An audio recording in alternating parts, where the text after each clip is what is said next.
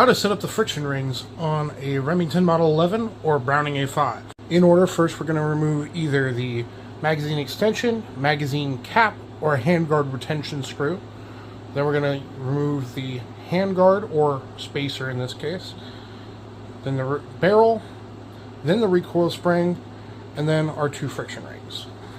So how the spacers actually work is that this bevel inside of this ring causes this brass ring with the steel outer ring to compress, causing these striations to push against the magazine tube, which introduces more friction into the action, allowing more of the energy to be robbed by the action rather than sending it back too quickly.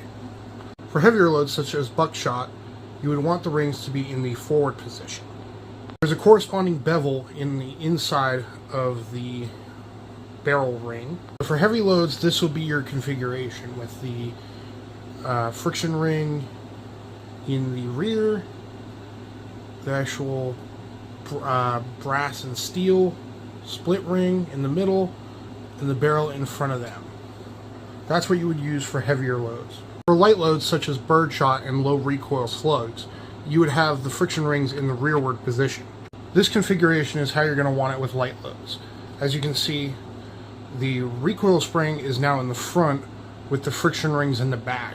This basically bypasses the friction rings altogether, allowing the system to use the full recoil of the load for operating the action without any of it getting robbed.